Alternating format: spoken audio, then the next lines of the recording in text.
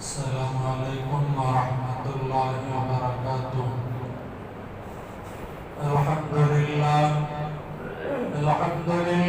الواحد المتوحد بالوحدانية هو الله،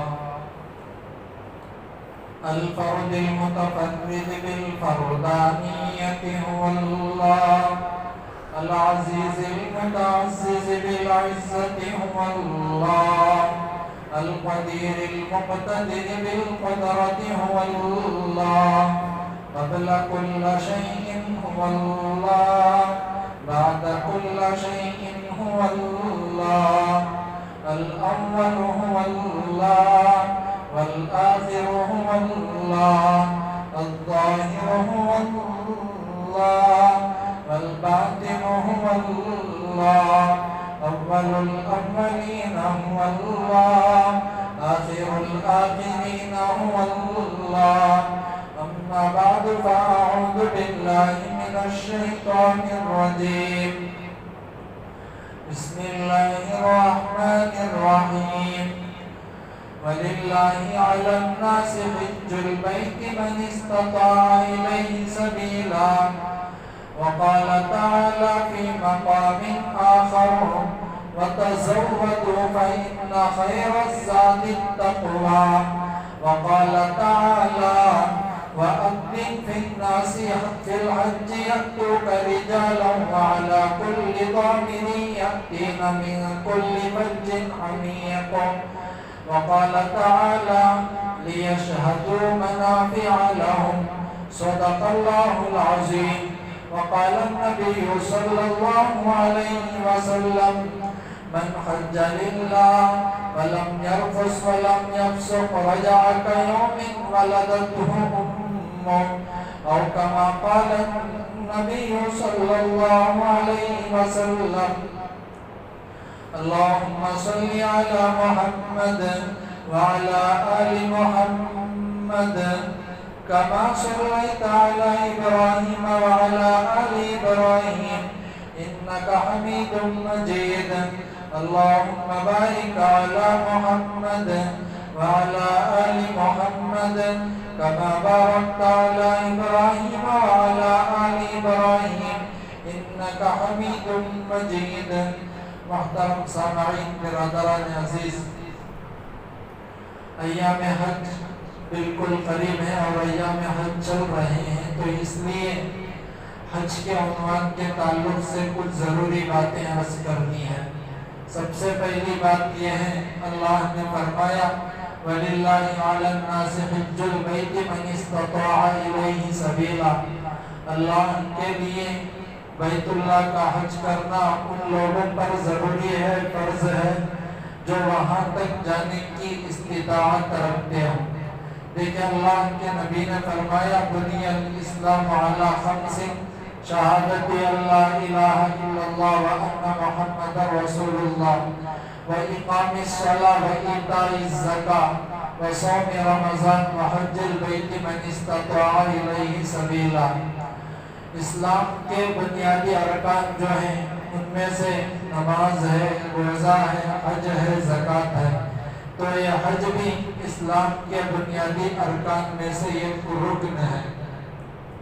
اللہ نے عبادتیں دو قسم کی بنائی، ایک عبادت مالی عبادت ہے، دوسری عبادت بدنی عبادت ہے۔ یعنی مالی عبادت سے مراد مثال کے طور پر زکوٰۃ کو لے لیں، آدمی کا اس میں مال خرچ ہوتا ہے۔ بدنی عبادت سے مراد آدمی کے لیے نماز کو لے لیں، نماز ہے، اس میں ہمارا جسم حرکت کرتا ہے، تو یہ بدنی عبادت ہے۔ مگر اللہ نے جو حج کی عبادت بنائی، اس میں آدمی کا مال بھی خرچ ہوتا ہے اور اس میں آدمی کے بدن کا بھی استعمال ہوتا ہے۔ جب آدمی حج کا ارادہ کر کر حج کے لیے روانہ ہوتا ہے تو سب سے پہلے اسے احرام باندھنا پڑتا ہے۔ احرام ہم سمجھتے ہیں کہ دو کپڑے ہیں، یہ بھی احرام ہے، مگر اصل میں احرام کہتے ہیں دو کپڑوں کے ساتھ ساتھ اپنے اوپر کچھ چیزوں کو حرام کر لینے کا نام ہے۔ مثال کے طور پر حاجی سلا ہوا کپڑا نہیں پہن سکتا، مثال کے طور پر ناخن کٹ نہیں کر سکتے، بال کٹ نہیں کر سکتے، خوشبو لگانے کی اجازت احرام کی حالت میں نہیں ہے۔ اب دیکھیں یہ اپنے اوپر کچھ چیزوں کو حرام کر لینے کا نام احرام ہے، حالانکہ یہ چیزیں جائز تھی، مگر جب احرام باندھ لے تو باندھنے پر یہ سب چیزیں خود بخود حرام ہو جاتی ہیں۔ جب احرام باندھا جائے تو تلبیہ پڑھا جاتا ہے، لبیک اللہم لبیک لبیک لا شریک لک لبیک ان الحمد والنعمت لک والملک لا شریک لک۔ حضرت ابراہیم علیہ السلام جب کعبے کی تعمیر کو مکمل کر چکے تو اللہ کا حکم ہوا وَأَذِّن فِي النَّاسِ بِالْحَجِّ يَأْتُوكَ رِجَالًا کہ تم اعلان کرو کھڑے ہو کر۔ تو حضرت ابراہیم نے عرض کیا تھا کہ میرے اعلان کی آواز کہاں تک جائے گی؟ تو اللہ نے فرمایا تھا کہ اعلان کرنا کام تمہارا ہے اور پہنچانا میرا کام ہے۔ اگر کوئی آج حج کے لیے روانہ ہوتا ہے تو گویا وہ حضرت ابراہیم علیہ السلام کے بات کا جواب دیتے ہوئے جا رہا ہے، تو اسی لیے تلبیہ کہنا پڑتا ہے اور تلبیہ ضروری ہے۔ تو جب تلبیہ میں یہ کہتا ہے لبیک اللہم لبیک، حاضر ہوں اے اللہ میں حاضر ہوں، تو یہ ابراہیم کے ایک بات کا جواب ہے۔ تو اب بڑی بات یہ ہے کہ حج ایک ایسا رکن ہے جس میں ایک قسم کی دیوانگی ہے۔ اب مثال کے طور پر مسجد ہے، مسجد میں ہمیں زور سے بات کرنے کی اجازت نہیں، اگر کوئی زور سے بات کرے تو اسے روکنا چاہیے کہ تم مسجد میں بات نہیں کر سکتے، بات کرنے کی اجازت نہیں، البتہ دینی باتیں کرنے کی اجازت ہے۔ اب مگر جب وہاں جاتے ہیں تو لبیک اللہم لبیک زور سے پڑھا جاتا ہے۔ بہت سارے کام حج میں ایسے ہوتے ہیں جو ہماری عقل میں نہیں آتے، مگر حج میں اللہ تبارک و تعالیٰ نے ان چیزوں کو دکھا کر ہمیں سبق سکھلایا کہ میرے بندو نہ نماز میں کچھ ہے، نہ زکوٰۃ میں کچھ ہے، نہ حج میں کچھ ہے، نہ روزے میں کچھ ہے، کسی میں کچھ نہیں، بلکہ اللہ کا حکم جس وقت جو ہو اس کو پورا کرنے میں سب کچھ ہے۔ میری بات کو تھوڑا بغور سنیں۔ مثال کے طور پر نماز ضروری ہے، نماز پڑھنا ہمارے اوپر ضروری ہے، مگر جب مکروہ وقت شروع ہوتا ہے تو اس وقت نماز نہیں پڑھنا عبادت ہے۔ اب مثال عورتوں کو لے لیں، ان کے لیے کچھ ایام ایسے آتے ہیں جن میں وہ نماز نہیں پڑھ سکتے، اب وہاں اس وقت ان کو نماز نہ پڑھنا عبادت ہے۔ ہماری سمجھ میں دین آئے یا نہ آئے، ہر حالت میں عمل کرنا چاہیے، یہ امتی کے اوپر حق بنتا ہے۔ باتیں تھوڑی سمجھنے کی ہیں، غور کریں گے انشاءاللہ بات سمجھ میں آئے گی۔ اب غور کریں، بعض دفعہ نماز نہ پڑھنا عبادت اور اللہ کا جب حکم ہو تو تب نماز پڑھنا عبادت۔ سفر میں ہیں، سفر میں ہم 4 رکعت نہیں پڑھ سکتے، 2 رکعت۔ اگر کوئی کہے کہ نہ ہم 4 رکعت پڑھ لیں گے تو کیا ہوگا؟ نہیں ہو سکتا، جو حکم ہے اس پر عمل کرنا ضروری ہے۔ بات ہماری سمجھ سے باہر ہے مگر عمل ضروری ہے۔ کچھ چیزیں ایسی ہیں جو انسان کی سمجھ میں نہیں آتی مگر اس پر عمل کرنا یہ امتی کے لیے حق بنتا ہے۔ مثال کسی کا وضو ٹوٹے تو استنجا مخصوص عضو سے کیا جاتا ہے مگر ہاتھ اور منہ دھوئے جاتے ہیں، جب وضو ہو تب نماز ہوگی۔ اب کوئی یہ سوال کرے کہ ہم نے جس عضو سے استنجا کیا تھا اسی کو تو دھو لیا، اب ہمیں وضو کرنے کی ضرورت ہے، ایسے ہی نماز پڑھ لیں، نماز نہیں ہوتی۔ بعض چیزیں دین میں ایسی ہیں جو ہماری سمجھ میں نہیں آتی مگر عمل کرنا ضروری ہوتا ہے، اسی لیے ہمیں امتیوں کو یہ حکم ہوتا ہے کہ تم صحابہ کی انبیاء کی اتباع کرنا پڑے گا، اسی میں تمہاری لیے کامیابی ہے۔ اب غور کریں، جب کعبۃ اللہ پہنچتے ہیں، کعبۃ اللہ میں ایک نماز اگر پڑھی جائے تو ایک نماز پر ہم سن کر ہیں 1,00,000 نمازوں کا ثواب ملے گا، مگر جب 8 ذی الحجہ آئے تو کعبۃ اللہ کو حاجی حضرات کو چھوڑنا پڑتا ہے کہ تم اب کعبے کو چھوڑ دو تو مزدلفہ مینا عرفات کو جانا پڑے گا۔ اب عرفات میں رک رہے ہیں، مزدلفہ میں رک رہے ہیں، مینا میں قیام کر رہے ہیں، وہاں رمی جمرات کر رہے ہیں۔ اگر کوئی حاجی یہ کہے کہ ہمیں ایک میدان میں لا کر چھوڑ دیا گیا، ہم تو کعبۃ اللہ واپس جائیں گے، وہاں ایک نماز کا ثواب 1,00,000 نمازوں کا ملے گا، اب میں مزدلفہ عرفات مینا میں نہیں رہ سکتا۔ اگر وہ آ کر کعبۃ اللہ میں نماز پڑھے تو فقہا نے لکھا 1,00,000 تو کیا ایک نماز کا ثواب بھی حاجی کو نہیں ملے گا۔ اس لیے کہ جو حکم ہے اس حکم پر عمل کرنا ضروری ہو جاتا ہے۔ اب غور کریں، جب صفا مروہ کے درمیان کی صحیح آتی ہے، صفا پر چل رہے ہیں، اتر رہے، مروہ پر جا رہے ہیں، مروہ سے اتر رہے، صفا پر چل رہے ہیں، یہ بات اب جب وہاں ہری لائٹ آتی ہے تو وہ دوڑنے کا حکم تھوڑا تیزی سے۔ اب کوئی یہ کہے کہ اب تیزی سے دوڑنا عبادت ہماری سمجھ میں نہیں آتا، مگر بات پر عمل کرنا ضروری ہے۔ کچھ چیزیں دین میں ایسی ہیں جو ہماری سمجھ سے باہر ہیں، مگر اس پر عمل کرنے کا حکم شریعت نے دیا ہے تو اس پر عمل ضروری ہو جاتا ہے۔ اب دیکھیں آگے چلیں، عرفات کے اندر 2 نمازوں کو ایک ساتھ پڑھا جاتا ہے، عصر اور ظہر کو ملا کر، مگر دوسرے اوقات میں ہمیں حکم یہ ہے افضل الاعمال عند اللہ الصلاۃ فی اول وقتہا، کہ تم ہی جب نماز کا وقت ہے تو افضل الاعمال میں، افضل اعمال میں سے سب سے افضل عمل نماز کو اس کے اول وقت میں پڑھنا، مگر یہاں نماز کو تاخیر کیا جا رہا ہے۔ جب مزدلفہ پہنچے، مغرب اور عشاء کو، مغرب کو تاخیر کر کر پڑھا جا رہا ہے عشاء کے ساتھ دونوں کو ملا کر، مگر ایک حدیث میں یہ 2 نمازوں کو ایک ساتھ نہ پڑھو۔ کچھ چیزیں عقل میں نہیں آتی مگر عمل کرنا ضروری ہوتا ہے۔ تو ساتھیوں، یہ حج ایک دیوانگی کا نام ہے، حج ایک ایسی چیز ہے جو ہماری سمجھ میں نہیں آتی تو اس پر عمل کرنا ضروری ہوتا ہے۔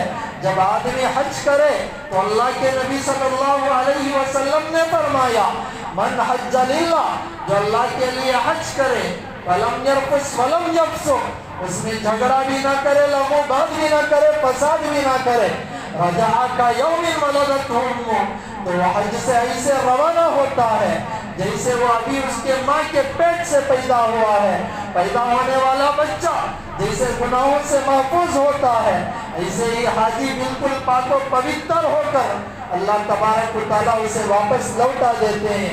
یہ مبارک سفر ہے، اس سفر میں کعبۃ اللہ میں بھی رکنا پڑتا ہے، مزدلفہ مینا عرفات کا قیام بھی کرنا پڑتا ہے، کعبۃ اللہ میں نماز پڑھنے پر 1,00,000 نمازوں کا ثواب ملتا ہے۔ مگر یہ سفر اتنا مبارک کہ ایک سبحان اللہ وہاں جا کر کہیں 1,00,000 سبحان اللہ کا ثواب، ایک مرتبہ الحمدللہ کہیں 1,00,000 الحمدللہ کا ثواب، ایک مرتبہ لا الہ الا اللہ کہنے پر 1,00,000 کا ثواب۔ مگر جتنا قیمتی، جتنا بڑا سفر ہے، علماء نے لکھا اتنا ہی نزاکت والا ہے۔ مثال دے کر علماء نے فرمایا کہ دیکھو، اگر کوئی 2 ویلر میں جا رہا ہو، گرے تو وہ ہو سکتا ہے کہ بچ جائے، مگر فلائٹ کے سفر سے نیچے گرنے پر بچنا مشکل ہو جاتا ہے، اس لیے کہ وہ جلد طے ہونے والا سفر ہے۔ منٹوں میں گھنٹوں کا سفر، دنوں کا سفر گھنٹوں میں ہوتا ہے، مگر سفر مبارک ہے، مگر اس میں نزاکت بھی ہے۔ تو اللہ نے حج ایک ایسی چیز بنائی کہ اس کے اندر برکتیں، راحتیں، عظمتیں، فضیلتیں، انعامات رکھے ہیں، مگر اس میں یہ بات بھی ہے کہ اس کو اتنے احتیاط کے ساتھ کیا جائے۔ اللہ کے نبی نے فرمایا والحج المبرور لیس لہ جزاء الا الجنہ، کہ حج مبرور کا بدلہ اللہ تبارک و تعالیٰ نے جنت کو رکھا ہے۔ تو اگر کسی کا حج مقبول ہو گیا، قبول ہو گیا، تو اس کے لیے جنت کی سرٹیفکیٹ اللہ کے طرف سے مل رہی ہے۔ تو یہ مبارک سفر ہے. یہ مبارک سفر میں اللہ تبارک و تعالیٰ نے جگہ جگہ پر تاکید دلائی کہ بہت اہتمام سے تمہیں سفر کرنا پڑے گا. اب قرآن کے اندر ایک آیت ہے وَلِلَّهِ عَلَى النَّاسِ حِجُّ الْبَيْتِ مَنِ اسْتَطَاعَ إِلَيْهِ سَبِيلًا. اللہ کے لیے حج کرنا ان لوگوں پر لازم ہے جو وہاں تک جانے کی استطاعت طاقت مان رکھتے ہو. اب دیکھیں اللہ نے جب نماز کا ذکر کیا وَأَقِيمُوا الصَّلَاةَ فرما دیا کہ بس نماز پڑھ لو. جب زکوٰۃ کا ذکر کیا اللہ نے بس فرما دیا وَآتُوا الزَّکَاةَ زکوٰۃ ادا کر دو. جب رمضان کے روزوں کا ذکر آیا اللہ نے فرما دیا یا ایھا الذین آمنوا ایمان والو کتب علیکم الصیام تم پر روزوں کو فرض کر دیا گیا. مگر اس بات کو غور سے سنیں جب حج کا ذکر آیا تو اللہ تبارک و تعالیٰ نے وللہ پہلا لفظ استعمال فرمایا. بعد میں حج کا ذکر فرمایا وللہ اللہ کے لیے علی الناس لوگوں پر. یہاں اخلاص کی دعوت اللہ تبارک و تعالیٰ نے دے دی. حج البیت من استطاع الیہ سبیلا کہ حج بیت اللہ کا حج کرنا ضروری ہوتا ہے ان لوگوں پر جو وہاں تک پہنچنے کی اللہ نے جسے طاقت استطاعت قوت دی ہو. اب دیکھیں یہاں اخلاص کی دعوت اللہ نے شروع ہی میں دی بعد میں حج کی دعوت دی. اور ایک جگہ قرآن میں لکھ کر ہے وَتَزَوَّدُوا تم توشہ تیار کر لو. یعنی حج کو جب جاؤ تو پورے مکمل سہولت کے ساتھ جاؤ توشے کے ساتھ جاؤ بندوبست کے ساتھ جاؤ. آگے فرمایا فَإِنَّ خَيْرَ الزَّادِ التَّقْوَىٰ بہترین توشہ تمہارے لیے تقویٰ ہے. اب یہاں بھی اللہ تبارک و تعالیٰ نے اخلاص کی دعوت دی کہ ساتھیوں اخلاص کو اختیار کر کر تمہیں حج کرنا پڑے گا. یہ حج جتنی مبارک چیز ہے اتنا ہی اللہ سے ڈرنے والی بھی چیز ہے. اللہ کو ڈرنا پڑے گا. اب جب آدمی حج کے لیے جاتا ہے تو یہ حج کے اندر اللہ تبارک و تعالیٰ نے فرمایا لِيَشْهَدُوا مَنَافِعَ لَهُمْ جب تم حج کرو گے اللہ تبارک و تعالیٰ یہ حج کی برکت سے تمہیں اخروی فائدوں سے منظم مالا مال تو کریں گے. لِيَشْهَدُوا مَنَافِعَ لَهُمْ کی تحت بعض علماء نے تشریح کی کہ دنیا کے اندر بھی اللہ تبارک و تعالیٰ تمہیں نفع دیں گے مالا مال کریں گے. اس لیے کہ اگر کوئی حج کے لیے جائے حج سے واپس آنے کے بعد اللہ تبارک و تعالیٰ اسے فقر و فاقہ تنگدستی میں مبتلا نہیں کرتے. اور آگے علماء نے یہ بات بھی لکھی یہ حقیقی بات ہے کہ اللہ تبارک و تعالیٰ اس کے اوپر تنگی کو نہیں چھوڑتے. اگر باوجود حج کو جا کر آئے اگر کوئی تنگدستی میں حد درجہ مبتلا ہو گیا تو علماء نے تشریحاً یہ بات بھی لکھی غور سے سنیں کہ ہو سکتا ہے کہ اس کے حج کے قبولیت میں کچھ اونچ نیچ ہو گئی ہو. تو ساتھیوں بہت احتیاط کی ضرورت ہے اور مبارک سفر ہے. اس مبارک سفر کے اندر اللہ سے ڈرنا بہت زیادہ ضروری ہو جاتا ہے. آج کل اس مبارک سفر کو ہم پسے پشت ڈالتے جا رہے ہیں. علماء نے یہاں تک بھی لکھا ہے کہ حج جب ضروری ہو جاتا ہے تو وہ حج ضرور کریں. اس لیے کہ اگر کوئی حج ضروری تھا اس کے باوجود حج نہ کیا حدیث میں آ کر ہے اللہ کے نبی نے فرمایا حج کے ضروری ہونے کے باوجود اگر کوئی حج نہ کرے تو وہ چاہے یہودی ہو کر مرے کہ نصرانی ہو کر مرے. یہ ہمارے نبی کا فرمان ہے. میرے ساتھیوں غور کرنے کا مقام ہے. اللہ کے نبی ابو جہل کے گھر پر گئے دعوت دیے مگر ابو جہل نے ٹھکرایا. اللہ کے نبی نے بددعائی الفاظ اس کے لیے استعمال نہیں فرمائے. طائف میں گئے پتھروں کی بارش ہوئی اللہ کے نبی نے بددعائی جملہ ارشاد نہیں فرمائے. اور آگے حضرت رقیہ اللہ کے نبی کی 2 بیٹیوں کو طلاق ہوا اللہ کے نبی کی زبان سے کوئی ایسے کٹھن الفاظ. مگر دیکھیں جب حاجی کے بارے میں بات آئی کسی پر حج ضروری ہو گیا تھا اور اس نے حج نہ کیا وہ یہودی ہو کر مرے کہ نصرانی ہو کر مرے. یا اللہ کے نبی صلی اللہ علیہ وسلم نے کتنے کٹھن اور کتنے سخت جملے ہمارے لیے ارشاد فرمائے. میرے ساتھیوں آج ہم معمولی بہانوں سے بیت اللہ کو جانے سے رک رہے ہیں حج کرنے سے اپنے آپ کو روک رہے ہیں. نماز جیسے ضروری ہے زکات جیسے ضروری ہے، رمضان کے روزے جیسے ضروری ہیں، ایسے ہی یہ حج بھی ضروری ہے۔ اب ہم غور کر لیں کہ ہمارے معمولی بہانے کیا ہیں جس سے ہم حج کو پس پشت ڈال رہے ہیں۔ کئی ساتھیوں کی زبان یہ بات نکلتی ہے کہ جوانی میں کیوں حج کریں، کہ ہم بڑھاپے میں حج کریں گے۔ جوانی میں حج کرنے سے زیادہ فائدہ نہیں، بلکہ بڑھاپے میں حج کرنے سے زیادہ فائدہ۔ یہ فضول باتیں ہیں، اس لیے کہ جوانی کے اندر جو اپنے اعضاء مضبوط ہوتے ہیں، ان قوت طاقت والے اعضاء میں جا کر اگر کوئی عمرہ حج کرتا ہے تو اس میں بآسانی وہ کام بھی کر سکتا ہے جو بوڑھوں کے ہاتھ سے جو کام کرنا مشکل ہوا کرتا ہے۔ دیکھیں اللہ نے جب طاقت دی ہے تو حج کے لیے ضرور جائیں۔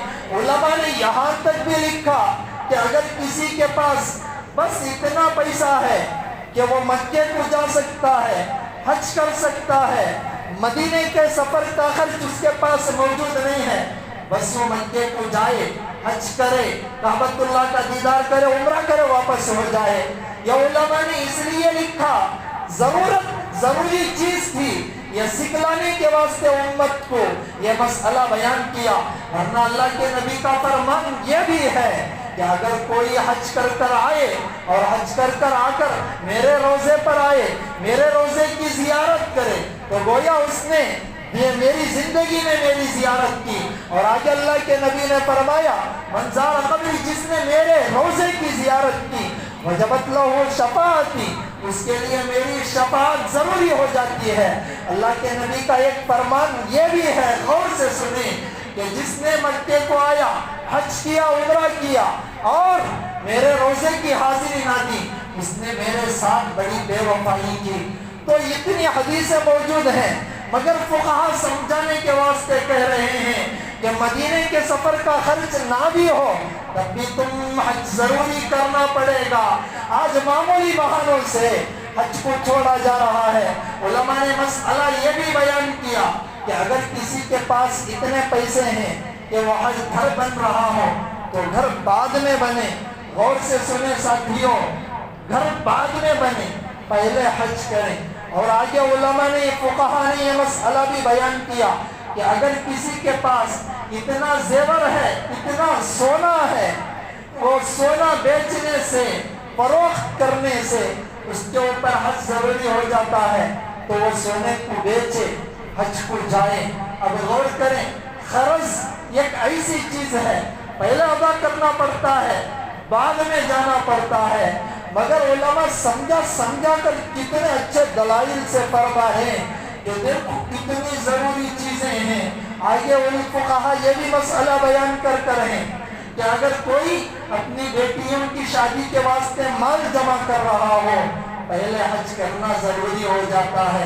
تو ساتھیوں، غور کرنے کا مقام ہے کہ ہمارا دماغ کس طرف جا رہا ہے اور ہم اپنے دل کے اندر کیا لا کر اس وقت بیٹھے ہوئے ہیں۔ اتنے مبارک سفر کو، جس سفر کے اندر ہم جائیں گے 1,00,000 نمازوں کا ثواب بھی ملے گا، جس سفر کے اندر ہماری حاضری ہوگی اور بھی بڑے بڑے مبارک مقامات کا دیدار بھی ہوگا، اس کے علاوہ ہمارے قدم اور ہماری روح، ہمارا جسم وہاں جائے گا جہاں جانے پر اللہ کے نبی صلی اللہ علیہ وسلم کی دعائیں مل رہی ہوں۔ اور خاص طور پر دیکھیے ساتھیوں، ایسے مقامات ہیں، مثال کے طور پر اب یمین اللہ فی الارض، اللہ کے نبی نے فرمایا حجر اسود کے بارے میں کہ اللہ کا داہنا ہاتھ ہے۔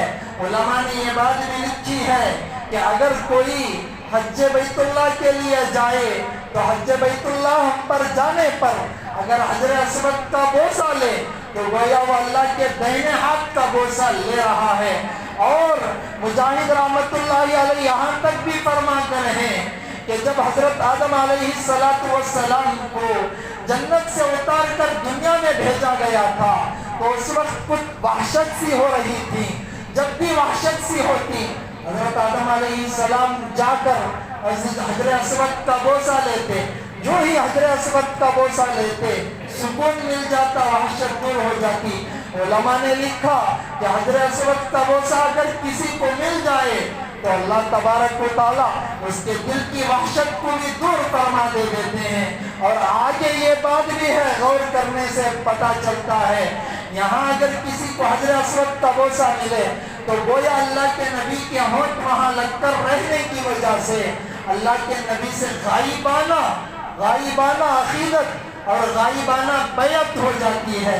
اب غور کرے ساتھیوں، اتنے بڑے مقامات کو جانے کے بجائے معمولی بہانوں سے ہم پسے پشت ڈالیں تو اللہ کے نبی صلی اللہ علیہ وسلم کے جو شدت کے سخت جملے ہیں، ان جملوں کے اندر ہمارا شمار ہو جائے تو ان بدگویایا الفاظ میں اگر ہمارا شمار ہو جائے تو ہماری دین اور دنیا سارے کے سارے برباد ہو جائیں گے۔ تو اس لیے اللہ نے جس پر اس حج کو ضروری کر دیا تو ہم معمولی بہانوں سے اس حج کے سفر کو پسے پشت نہ ڈالیں۔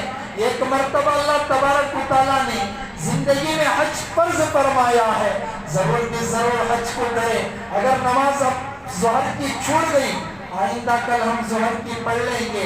اگر نماز چھوٹ گئی، ہم ایک نماز پڑھ لیں، دوسری مرتبہ بھی ہم فرض نماز پڑھ سکتے ہیں۔ مگر یہ حج ایک اللہ نے انمول تحفہ بنایا کہ زندگی میں پہلی مرتبہ تم جب ادا کرو، یہ حج فرض تمہارا جب ادا ہو جائے، دوسری مرتبہ تیسری مرتبہ 10 بار بھی تم حج کرو تو یہ حج تمہارے لیے نفل کا مقام رکھے گا، فرض کا مقام نہیں رکھے گا۔ ایک مرتبہ یہ مقام دکھانے کے واسطے کہ مسلمانوں کے ذہن میں یہ بات آئے کہ ہم جاگیں، ہم معمولی بہانوں سے اگر ان مسائل کو سامنے رکھ کر دیکھا جائے تو اکثریت پر شاید ہی اللہ تبارک و تعالیٰ نے حج فرض فرما دیا ہو۔ کوئی پراپٹی بنا رہا ہے، کوئی گھر بنا رہا ہے، بنائے اللہ تبارک و تعالیٰ سب کے مالوں میں برکت عطا فرمائے۔ فقہاء نے لکھا کہ بعد میں پراپٹی بنائیں، پہلے حج کریں، اس لیے کہ حج نہ کریں گے حج کو تاخیر کرنے کا بھی گناہ لکھا جائے گا۔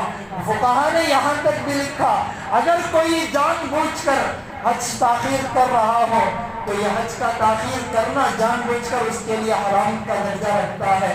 تو ساتھیوں، بہت ہی سمجھنے کے مسائل ہیں، ان مسائل کو سمجھنا پڑتا ہے۔ ہم کتنے معمولی بہانوں سے اس کعبۃ اللہ کو، اس حج مقبول کو چھوڑ رہے ہیں۔ اللہ تبارک و تعالیٰ سب کو یہ نصیب فرمائے۔ حضرت مولانا عمر پالن پوری رحمت اللہ علیہ نے مختصر سا وظیفہ بتلایا کہ اگر کوئی لقد صدق اللہ رسولہ الرؤیا بالحق لتدخلن المسجد الحرام ان شاء اللہ آمنین محلقین رؤوسکم ومقصرین لا تخافون فعلم ما لم تعلموا فجعل من دون ذلك فتحا قریبا۔ یہ مختصر سا وظیفہ بار بار پڑھا جائے، اللہ جلد از جلد اپنے گھر کا دیدار کراتے ہیں۔ سید احمد خان رحمت اللہ علیہ سے پوچھا گیا تھا، حضرت ہمارے پاس وسائل ذرائع نہیں، حج کی تمنا ہوتی ہے، کیا کریں؟ حضرت نے فرمایا دل کی طرف سے حج کیا جاتا ہے، مال و ذرائع سے نہیں، ورنہ ہر مالدار حج سے فارغ ہو کر رہ جاتا۔ تو دل کے اندر تڑپ پیدا کریں، اللہ کے لیے جب تڑپ پیدا ہوگی اللہ ضرور بھی ضرور اپنے گھر کا دیدار کرائیں گے۔ اور آگے حج میں سب سے جو ضروری بات ہے وہ ضروری بات یہ ہوتی ہے کہ بڑے صبر سے کام لینا پڑے گا۔ میرے استاذ محترم اشرف علی رحمت اللہ علیہ ہمیشہ فرمایا کرتے تھے کہ حج ایک ایسی چیز ہے کتنی بھی سہولتیں حکومت والے اس میں کر دیں، اللہ نے اس میں مشکل ضرور رکھی ہے تاکہ بندے کی قربانی کو اللہ تبارک و تعالیٰ دیکھیں۔ اور سب سے بڑی قربانی وہاں صبر کی دینی پڑتی ہے، اس لیے کہ گرما حج زیادہ، کبھی سر گرم ہوتا ہے، کبھی جسم گرم ہوتا ہے، کبھی دھکم دھکی ہوتی ہے، تو آدمی کا ذہن اگر بگڑ جائے، لڑائی ہو جائے تو حج کا سفر سارے کا سارا ہمارا عقارت ہونے میں دیر نہیں لگتی۔ دیکھیں اللہ کے نبی صلی اللہ علیہ وسلم کی آخری بات بتا کر بات ختم کر دو، انشاءاللہ اگلی بار بھی حج کے عنوان پر روشنی ڈالو۔ اللہ کے نبی صلی اللہ علیہ وسلم مسجد نبوی میں تھے، ایک دیہاتی 2 یا 3 منٹ میں زیادہ لے رہا ہوں، انشاءاللہ آئندہ بار پابندی کر لوں گا۔ اللہ کے نبی مسجد نبوی میں تھے، مسجد نبوی میں ایک دیہاتی آئے، آ کر کونے میں گئے، پیشاب کر دیا۔ اللہ کے نبی صلی اللہ علیہ وسلم سے صحابہ نے عرض کیا یا رسول اللہ مسجد کے اندر یہ پیشاب، ہم اس کو روکتے ہیں صحابہ غیظ و غضب میں آ رہے تھے، اللہ کے نبی نے فرمایا بیٹھ جاؤ، روکو نہ، اگر روکیں گے پیشاب رکنے پر اسے تکلیف ہوگی، اگر کھینچا جائے غصے میں پیشاب ادھر ادھر بکھر جائے گا اور تکلیف۔ اللہ کے نبی ان کو پاس بلائے، صحابہ کو حکم دیا پانی بہا دو، صحابہ نے پانی بہا دیا۔ اب دیکھیں جب پانی بہا دیا اللہ کے نبی نے فرمایا یہ مسجد نماز پڑھنے کی جگہ، اس میں غلاظت استنجا نہیں کی جا سکتی۔ جب یہ محبت سے الفاظ اللہ کے نبی نے فرمائے تو ان کے دل میں بہت اچھی بات اتری، علاقے والے مسلمان ہو گئے صرف اس بات پر ہی الگ ہوا۔ مگر اشرف علی تھانوی رحمۃ اللہ علیہ نے یہاں ایک بات بہت نکتے کی لکھی ہے، ہم چھوٹوں کا ذہن اتنی فراست والا نہیں ہوتا مگر بڑوں کا ذہن فراست والا ہوتا ہے۔ اللہ کے نبی یہاں دکھلانا چاہتے تھے کہ ایک مومن کا مقام مسجد سے بھی زیادہ ہوا کرتا ہے۔ اب دیکھیں مسجد ہے، اگر مسجد سے پہلے معمولی زمین جوتے چپل پہن کر آنے کی اجازت، مگر جب مسجد ہو جائے جوتے چپل تو دور کی بات اندر آ کر زور سے بات کرنے کی بھی اجازت یہاں مسجد میں کسی کو نہیں ہوتی۔ اب دیکھیں اللہ کے نبی امت کو سبق سکھلائے کہ امت تمہارا مقام یہ مسجد سے بھی زیادہ، حدیث سے ثابت ہوتا ہے۔ اللہ کے نبی نے کعبۃ اللہ کو نشان بنا کر کہا کعبہ تیرا مقام بڑا ہے مگر ایک امتی کا مقام تجھ سے بھی زیادہ بڑا ہوا کرتا ہے۔ کعبۃ اللہ کو توڑ دیا جائے بنا دیا جائے گا مگر ایک امتی کا دل ٹوٹ جائے تو بنانا مشکل ہوتا ہے۔ تو ساتھیوں میں بھی کئیوں کا دل توڑا ہوں گا، آپ بھی توڑے ہوں، مگر دیکھیں اس بات کو جو حاجی حضرات ہوتے ہیں ان کے لیے جو وہاں جاتے ہیں سر گرم پیر گرم سب گرم ہو جاتا ہے، گرماہٹ اتنی سخت، مگر صبر کی دعوت جگہ جگہ پر اسی لیے دی گئی کہ دیکھو کعبۃ اللہ ہے، کعبے سے بھی زیادہ مقام تمہارے بھائی کا ہوا کرتا ہے، تمہیں سنبھل کر کام کرنا پڑے گا، جب یہ کام تم حج میں کرو گے حج مقبول تمہیں حاصل ہو جائے گا۔ تو حاجی حضرات سے خاص طور پر یہی دعوت دی جاتی ہے کہ تم صبر کرو جب بھی حج کے لیے جاؤ۔ اللہ تبارک و تعالیٰ ہم تمام کو ان باتوں پر عمل کرنے کی توفیق عطا فرمائے۔ وقت زیادہ ہو گئے، انشاءاللہ ان کا پابندی کی جائے گی، اللہ وقت کی توفیق عطا فرمائے، آمین۔ الحمدللہ رب العالمین۔